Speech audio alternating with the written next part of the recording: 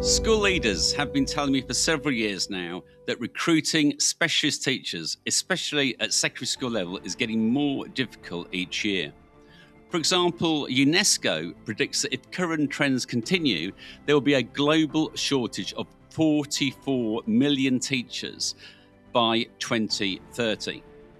The latest data from the Council of British International Schools, COBIS, indicates that nearly 9 in 10 schools still experience the recruitment process as challenging. This points to a market where posts can be filled, but often with greater time, cost, compromise, or alternative staffing approaches. The COBIS survey also found, interestingly, that schools using trainee teachers to support supply is now 45%, up from 20% in 2024. So the question we're going to explore today is growing our own teachers and leaders a realistic response to the global recruitment challenge? So here with me today to explore this issue is John Woodberry, joint founder of Red Dragon Education, helping international teachers and leaders become qualified. How is your week shaping up so far, John? The week has been shaping up really well, actually. I got back from Wales last week, sunny Wales, which is going through a heat wave, and actually arrived back in Kuala Lumpur thinking it was actually a little bit cool compared with Wales. So it is a very unusual reverse culture shock coming back to Kuala Lumpur. But yeah, looking forward to the rest of the week. How about your week? We're back into the school year here. It's also pretty hot here. It's actually still hotter than the UK, but that's not unusual. And we're into our induction week. So we have the joy this week of inducting our new colleagues into British School Muscat, British School Salala, and Oman. Okay, well, let's jump straight into this conversation, John. And perhaps you could start off by telling us about your current role in education and what made you think that this was a role that you wanted to pursue. I think one of the things that I have always enjoyed doing is actually working with people. So when I was working in an international school, a setup school in Shanghai, one of the things I most enjoyed was actually working with the individual new teachers that came in. And that was a position I held for about 6 years. So this position I fell into, like a lot of things in my life. I wasn't planning on doing teacher training and also recruiting teachers. That wasn't in my plan. But during COVID, I had a website which was iPGCE.com, which I'd bought many years ago. I'd never thought about using. I made it live.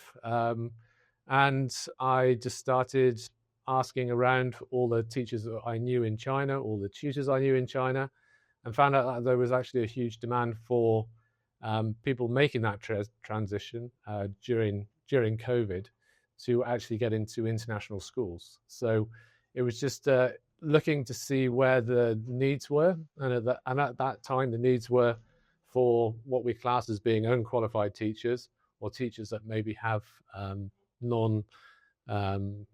non-professional qualifications to transition into international schools, and that's where it all started. Okay, so your work started in China, and now do you go beyond China with your work that you do? We work with teachers all over the world. A big growth market in the last couple of years has actually been Southeast Asia. I recently moved to Malaysia, about 3 years ago, so it wasn't that recent, but we've seen a huge growth in teachers in places like Cambodia, Vietnam, here in Malaysia as well, and also Thailand as well. So these are teachers mostly that are already currently working in either bilingual schools or language centers, looking to make that transition to a traditional formal international school setting. So they're looking for either better positions, better jobs, better conditions, and also a more sort of formal working environment where they're working Monday to Friday, having weekends off, and then having holidays as well. So those are the biggest sort of groups of people that we work with.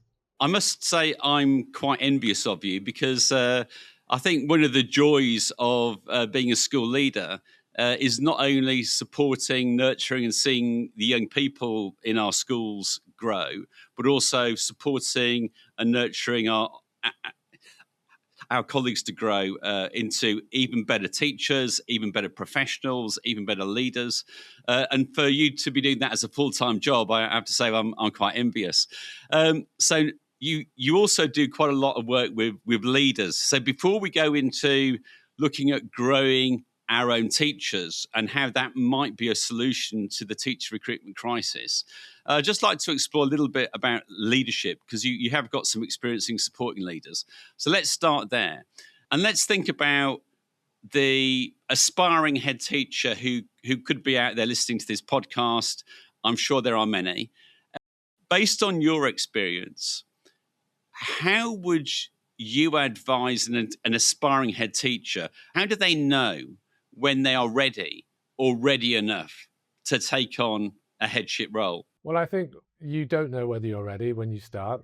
I think that's one of the main I think people that say that they're ready probably don't really understand what they're getting into. There's a certain level of self-reflection that needs to take place before going into or making that step into a headship or into a senior leadership position.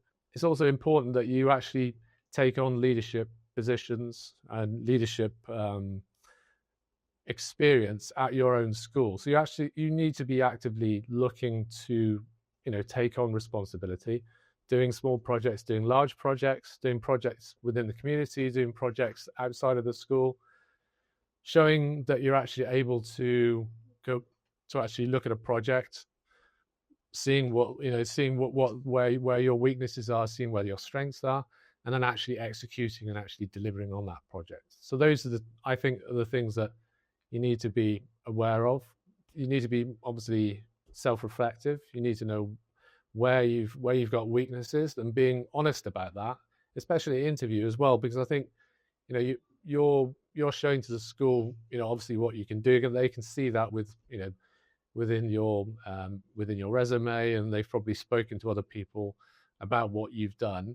But often one of the things that you don't hear about too often, especially interview, is people being a little bit vulnerable and actually saying to the interview panel, well, actually, this is an area that I could really improve on, and I'd love to be supported in this if I was to take the job. I think that kind of honesty, I think probably interview panels will probably be quite happy with, and probably I think more and more teachers now are probably, or leaders are able to do that. I think that's more accepted in society these days. I think that's very true. If I'm recruiting a colleague into the school, or if I was on a governing body, some people think the interview process is a game, and quite a lot of people talk about it as a game. Unfortunately, I think, because actually, when you're on the other side of the process and you're actually making a decision, you don't want people who are playing a game or giving you stock answers.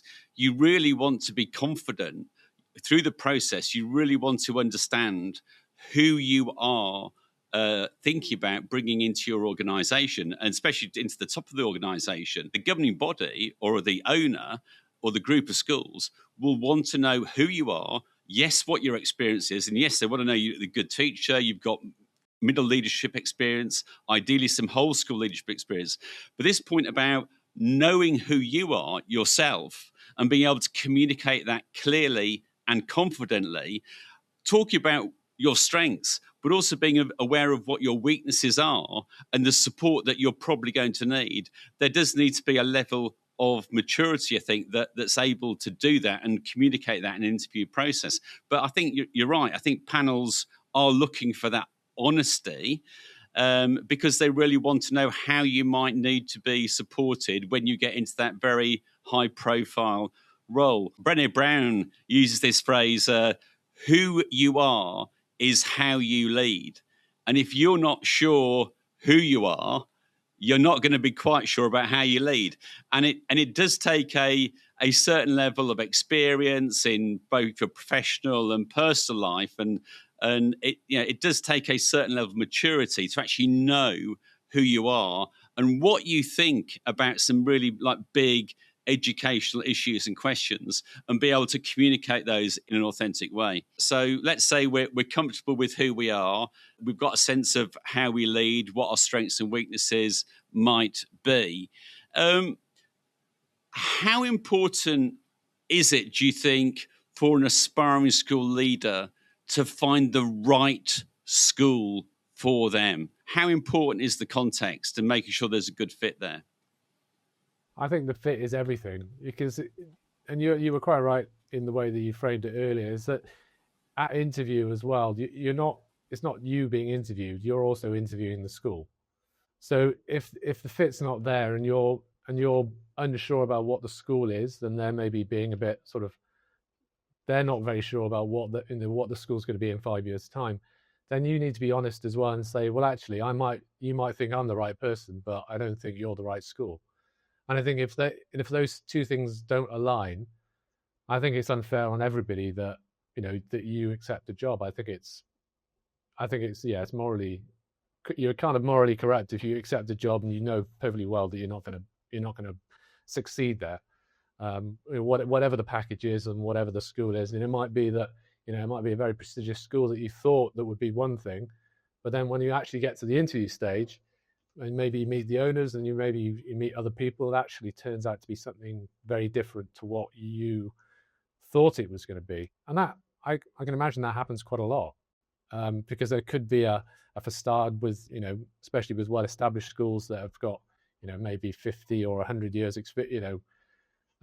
international credibility or whatever, and they've been around forever, and they achieve all these great results. But actually, you've never met the principal on a one-to-one basis. You've never met the governors. You've never met the owner. And until you do that, you don't really know what the school's all about. If your vision doesn't align with what the school's doing, then I think if you take the job, then more fool you, in my opinion. I think it's really important that you do your research and you find lots of ways to get under the bonnet, if you like, of the school, talk to as many staff, look at all sorts of different reviews, talk to parents, talk to students, get as many different perspectives. Because you not only want the role, you want to be happy. You want to be happy and content in the role. And I think it was Mahatma Gandhi said that the definition of happiness is when what you think aligns with what you say, and that both those align with what you do. So what you think, what you say, and what you do are all aligned. And I think as a leader, you might not be able to do that all the time. But if you can't do that on a regular basis, then you're not going to be happy. And so you do really need to understand who you are and how you lead. And that is going to work in the context where you're going to be a leader and not, like you say, just be lured by the excitement of being ahead or the prestige or the salary or whatever it is. That making sure that being really honest about that fit and really be understanding that is so important.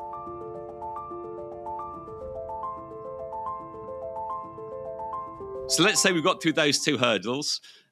We've understood who we are. We've convinced the panel to apply. We think it's the right fit for us. We're really happy. We're into that role. What do you think is the right approach to face what's often termed the first 100 days? I mean, there've been books written about this for quite a long time now. There are courses on the first 100 days or the first 90 days of leadership. They're often talked about as crucial. How do you think head teachers new in post should best approach that supposedly crucial first 100 days? And is it crucial? Maybe we start with that. Is that a crucial period? One of the things that a lot of teachers or a lot of heads talk about is you've got a credibility bank. When you come into a new position, basically your credit is zero. And then if you start doing things that in any way that will ruffled feathers or put people's nose out of joint, then you're already in deficit, and you're already fighting a losing battle. So what you need to do, I think, when you come in is probably don't say too much, don't talk too much, listen, go just walk around the school, speak to people you think are probably key positions, people that have been there for a long time, maybe specific people within the student body, head boy, head girl, things like that. and find out exactly what they think of the school, and see if there's any disparity between what one person's saying compared with what another person's saying. Maybe a new person in schools saying one thing about, the way the school is run, but whereas somebody that's been there for 5 or 10 years might be saying something completely different. And those things will probably raise quite a few flags initially, but then once you've actually got over that period, then you can start thinking about, well, why is this happening? Is there any way that we can all try to get into an alignment where we've got a common vision? Is there anything that hasn't happened in the past that's maybe somebody that was there in the past, there's a legacy policy, or maybe the ownership's changed, or maybe the buildings have changed, the student number's gone down, or the student demographics has changed. All of these things can really impact on what the school's doing. Probably the most important thing is just actually being like in a classroom. Being a good teacher is all about listening. It's not about talking. It's not about delivering and telling people what to do. It's actually listening to what the students are telling you, and you can do the same for staff as well. To me, it's like a big empathy exercise, and if a synonym for empathy is understanding, as my good friend Ed of Empathy Studios has taught me. If empathy is all about understanding, what you just described there, you're listening to understand as broadly as possible the school that you've just taken stewardship of. So you need to listen to as many voices as possible. Many would argue you need to listen to every single member of staff. That's not always possible if you've got hundreds of them, but it can be. I think you need to think about how you listen and listen to understand as many different voices of the students, the staff, the parents, the governors, the owners, the wider community as possible. So you're getting a broad perspective. And I guess the idea of maybe having a 100-day plan and having a strategy is that you could argue that you need to create the space to do that, because you will get, whatever plan you might have, you will get people banging on your door straight away saying, we need to do this, and what about that, and how about so-and-so? And also, ideally, like you say, you need to try and build your credit up quite quickly. And certainly, I would agree with you.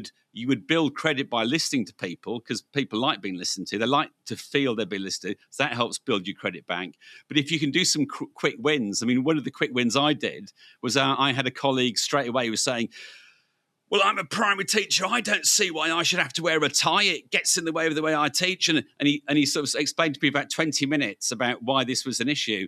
And I sat there and said, I completely agree with you. Well, what are you going to do about it, Kai? Well, let's make a change next week. And so, so there are things like that where you don't, if you feel it's aligned with your vision and it's not going to cause too many issues, it's really good if you can make some quick, visible wins which affect a number of people. And certainly, I think if you look at Andy Burnham's leadership at the moment, and we're speaking in the middle of August, I think he's trying to do that as a prime minister. He's really trying to get some quick wins in there to build his credit bank before maybe the October budget comes along, and he's going to have to make some difficult decisions.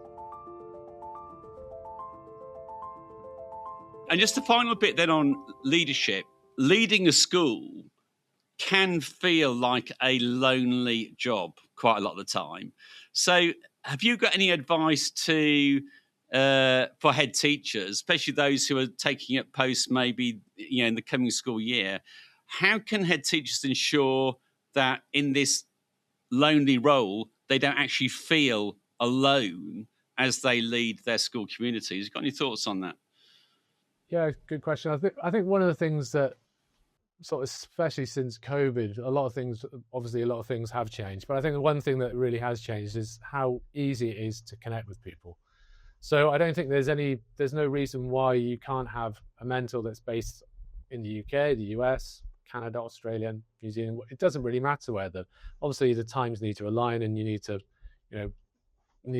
work those things out. But in terms of I know a lot of people that have got mentors back in the UK, for maybe people that have moved back from China, and now they're mentoring from the UK to people that are currently in China, and vice versa. And I think that that there is a lot of support. There are a lot of networks out there. a lot of the sort of international schools are part of other bigger organizations, as you know, in the SME in the Middle East, and COBIS and EACOS and other, Fabicia and other organizations over in this part of the world. You need to connect with people. You need to go to these events. I know sometimes, sometimes heads say that they're too busy and maybe they don't have enough time to do these things, but actually, these events are really, really valuable. And actually, probably the most valuable thing is actually listening to what other people have already done. They'll probably think, what my problem is currently is actually no different to a problem that happened 20 years ago. The same problems happen over and over again. They might be slightly a different context. It might be, online bullying rather than bullying face to face. It could be lots of different things in different contexts, but actually probably the problems that you feel that might be completely insurmountable as a new head, if you actually speak to someone that's got some experience and probably isn't in your sphere of friends and colleagues in your city, I think that would be another thing that sometimes stops people from speaking to a fellow head in another school that's maybe a competitor, or they're worried that they feel like they're admitting that they're failing, or they're not doing a good job. So if you're actually speaking to someone that doesn't know you, has no personal sort of angle on your school, or doesn't know anything really about your school, and just listens to what you're saying honestly and reflects honestly to you, I think that's a really valuable thing. And what's also fantastic is not just sharing those issues at the event, but then as you get to know people, when you're back in school and a problem arises, being able to pick up the phone or just email a colleague somewhere else in the world or in the region, say, I've got this issue, have you got any thoughts on it? That's invaluable, absolutely invaluable. Just a quick pause in the conversation. If you're finding this episode useful, it would mean a great deal if you could hit the subscribe or follow button wherever you're listening. It helps more educators discover these conversations and tells us to keep creating them. So, if you haven't already, take a moment now to subscribe to the show. Let's get straight back into the discussion. So, if you haven't got this in your intro the moment you arrive in your new school as a new school leader, in terms of teacher recruitment, you're going to be faced sooner or later with the challenge of recruiting teachers. But as we heard from the COBIS survey at the start of the conversation today, 9 in 10 schools are finding this a challenge.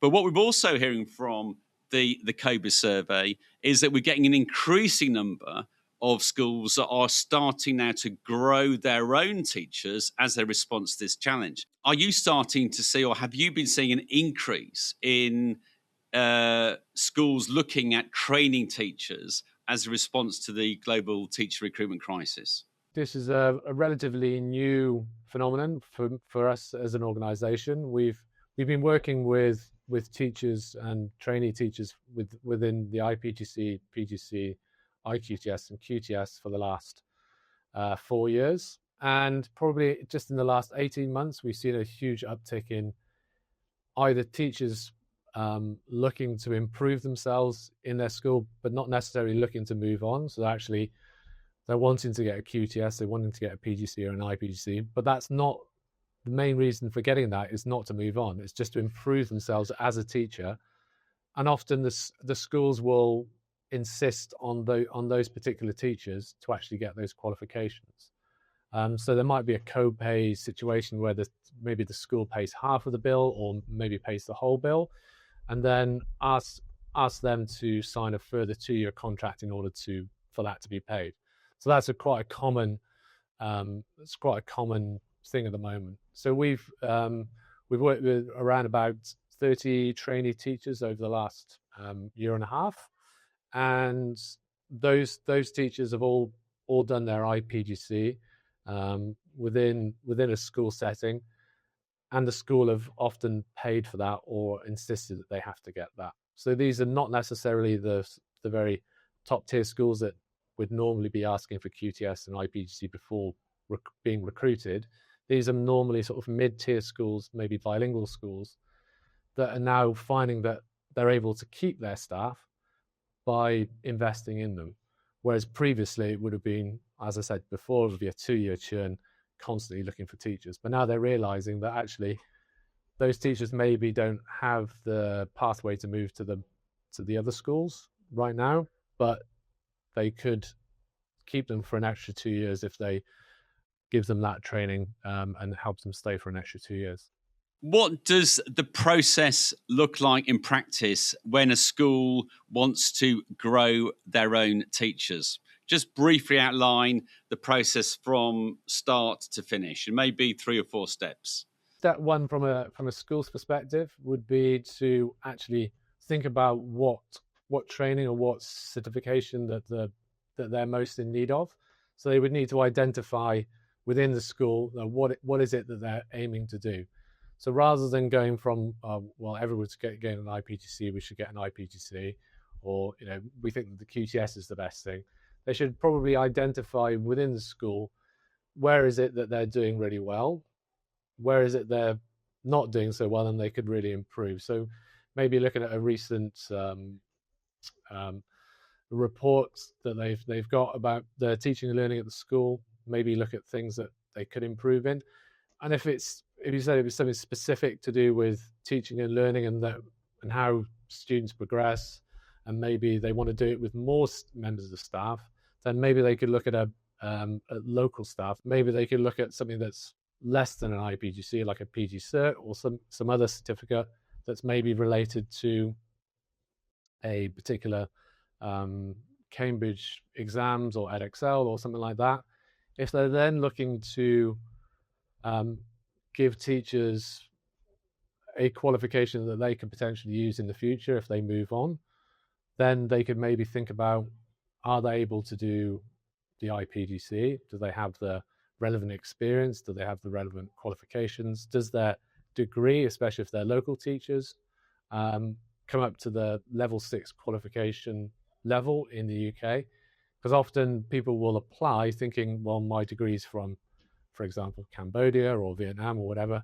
Well, definitely it's a level 6 because it's a level 6 in my home country. But actually when they apply, then they find out that their level 6 is not equivalent to all the level 6s in the UK. So that they need to find out that before they apply, because they don't want to be saying you can do this and then disappointing the teachers.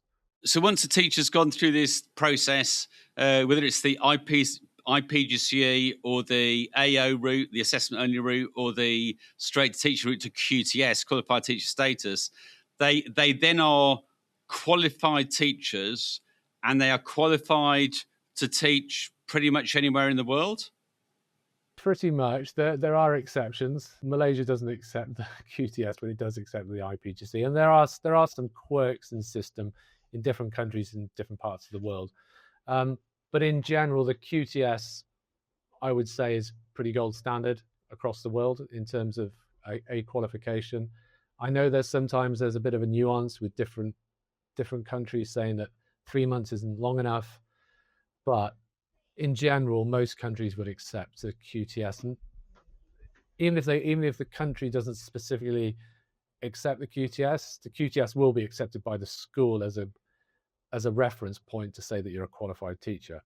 So there's two different things there. There's one where they're saying, does a visa require this QTS, or does a school require this QTS, or do both?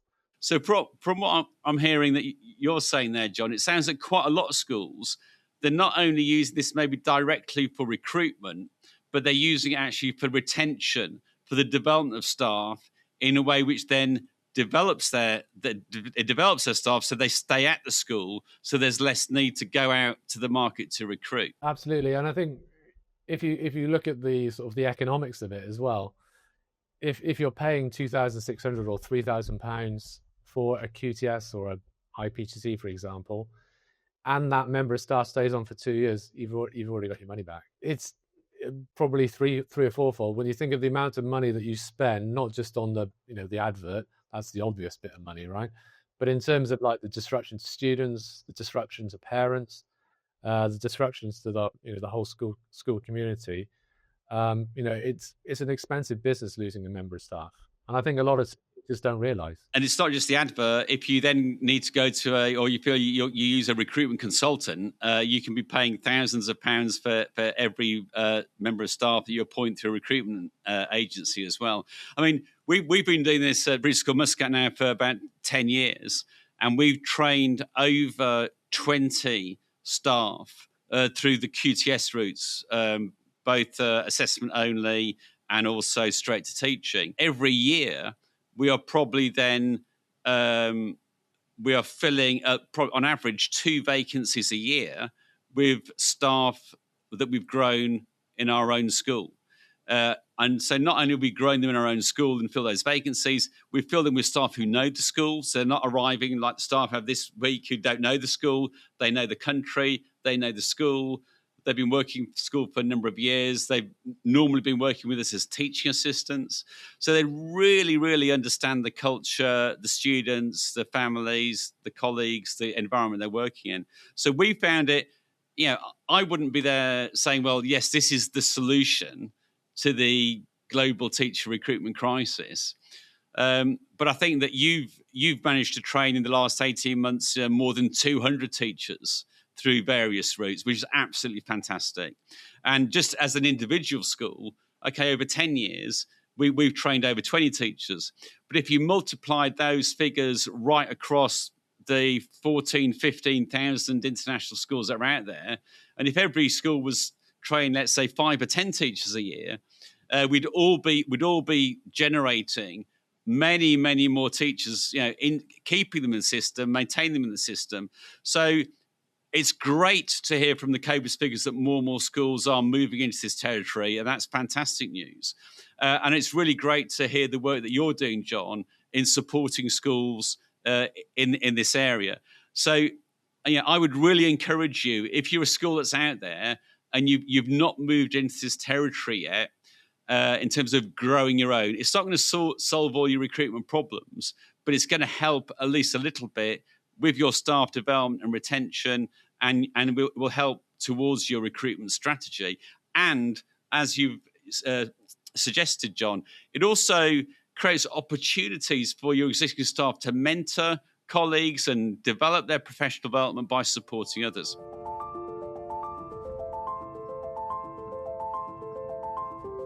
If there's a school out there who's not in this territory yet and wants to take the first step into growing their own, what advice would you give them on just the first step? Speak with the staff, speak with the people that are actually working in your school, find out what they want. Because often they're the people that will actually identify the biggest needs and the biggest sort of gaps in what you're doing, because they're the people doing it on a daily basis. So if you just ask them, what is it that you need, what particular professional development do you need? Do you need to, are there any aspiring leaders within? Obviously, you can identify them, but are there any aspiring leaders within the teaching group that could potentially do a master's in leadership or do an MPQSL or an MPQH or something like that in the future? And are they ready for it? And even if they're not ready for it, you can at least give them the opportunity and say to them, if this is something you're thinking about doing in the future, this opportunity is open to you, and it will be when you're ready. And I think that's actually offering people an option to do it.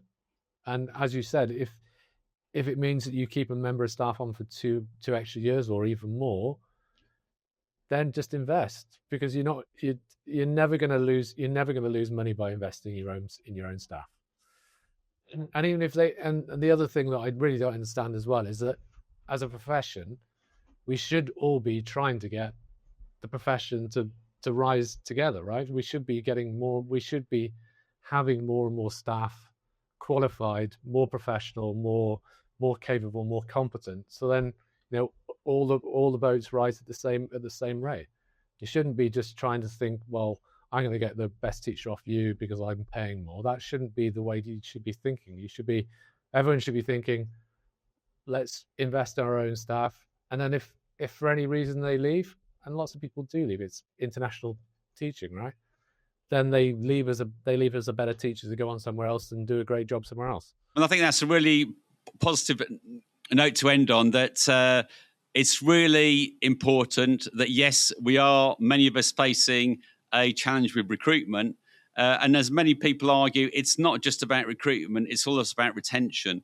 And one way that we can contribute and solve our own recruitment issues is actually investing in our colleagues. And I'd just like to thank you, John, for all the work that you and Red Dragon are doing to help schools invest in their staff and really helping more and more colleagues gain these really valuable educational, vocational qualifications. You're doing a fantastic job. Thank you, John, and thank you for your time today. Yeah, thank you for your time as well, Kai. I really appreciate it.